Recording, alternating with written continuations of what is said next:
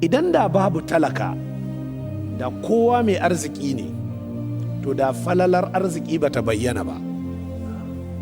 Idan da kowa malami ne, to da falalar ilimi da malami bata bayyana ba. Ashe samuwar wani talaka ne, wani mai arziki ne, shi yasa ake gane falalar arziki akan rashin shi. Idan da babu rashin lafiya kaf, to da ba a san muhimmancin lafiya ba.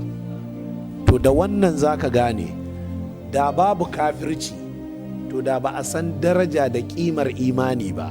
Don haka sayyidina Umar ya ce, la ya'riful islama man la ya'riful jahiliya. Wanda duk bai san jahiliya ba, bai ɗanɗana ta ba, to bai san musulunci ba. To idan kuka fahimci wannan da kyau, to ashe cikin ƙaddara Allah sai Allah ya halicci alheri, sai Allah ya halicci sharri. To yana halitta alheri ne domin alheri yake so, yana halitta sharri amma baya son shi don yana son a gane muhimmancin alheri. Kun ji dalili na farko da yasa ake halitta akasi, sharri kenan. Dalili na biyu fa shine domin ya jaraba bayin shi. Tabarakallazi biyadihil mulk wa huwa ala kulli shay'in qadir allazi khalaqal mauta wal hayata liyabluwakum. Allah ya halicci mutuwa ne da rayuwa don ya jarabce ku.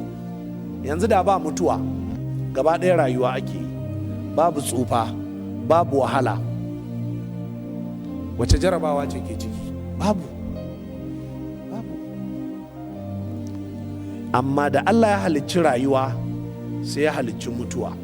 To don haka duk wani abu da yake akasin alheri da Allah ya halicce shi, ba ya halicce shi haka siddan ba ne.